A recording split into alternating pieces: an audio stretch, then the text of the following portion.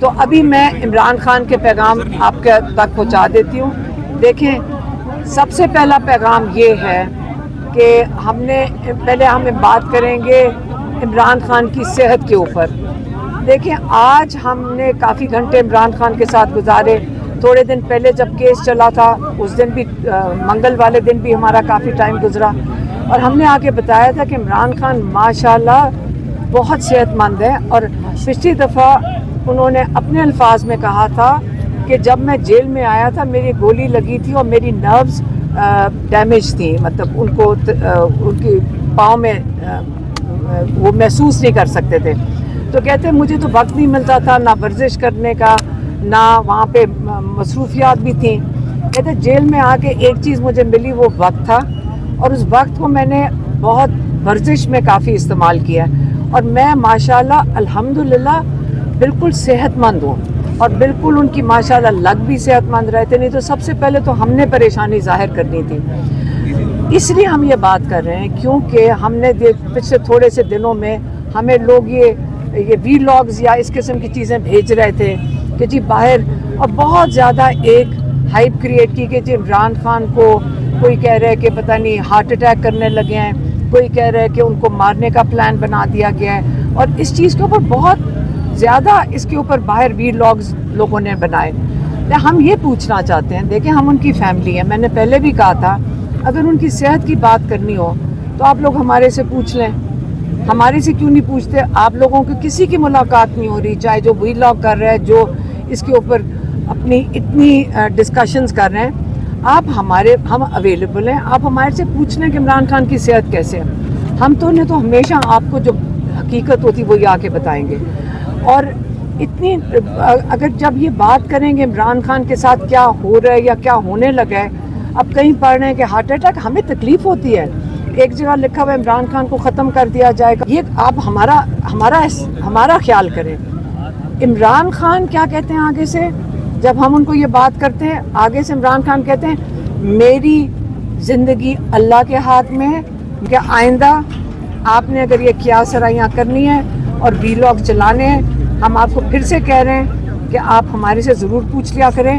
ہاں، اور اگر آپ کو اس قسم کی انفارمیشن آتی ہے کہ عمران خان کو ایلیمینیٹ کرنا چاہتے ہیں تو پھر مہربانی ہوگی آپ لوگوں کی کہ ہمیں بھی بتا دیا کریں کہ آپ کو یہاں یہ انفارمیشن یا یہ آپ کو یہ اتنی زبردست انفارمیشن ملی کہاں سے ہے. ہمیں تو نہیں ملی، آپ کو مل گئی ہے.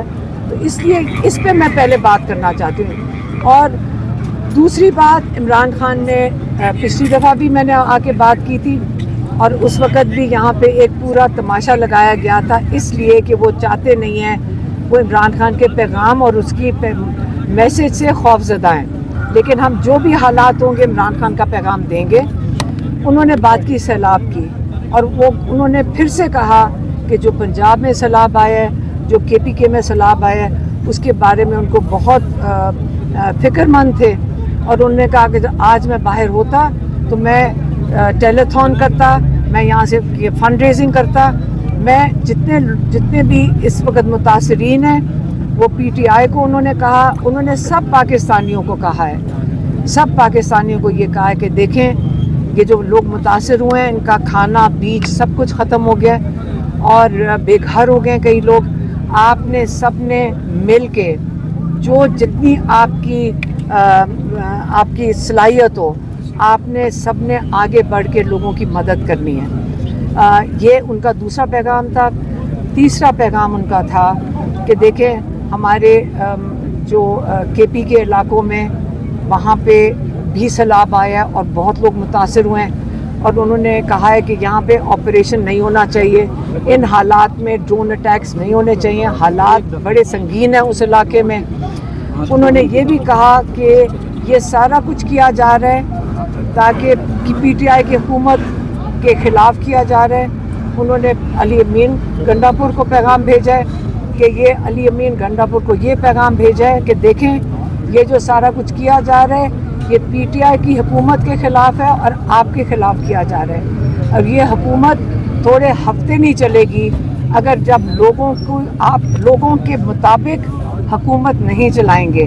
وہ نہیں چاہتے کہ اس قسم کی، کہتے ہیں ہم بھی جب باہر تھا تو ہماری پوری کوشش تھی کہ ہم نے آپریشن نہیں اس لیے ہونے دیا کہ لوگ بے گناہ لوگ اس میں مارے جاتے ہیں. انہوں نے پولیس کی بات کی, انہوں نے کہا اتنے ہمارے پولیس اہلکار اس میں مارے جا رہے ہیں اور ہمیں ان کا بھی خیال کرنا ہے کہ اسے جب تک یہ آپریشن بند نہیں ہو کروائیں گے تو لوگ کے پی کے لوگوں کو آپ مزید مشکلات میں ڈال رہے ہیں, حالانکہ وہ وہاں پہ سیلاب بھی آیا ہوا ہے اور وہاں بہت مشکل حالات ہیں. پھر انہوں نے بات کی افغانستان کی.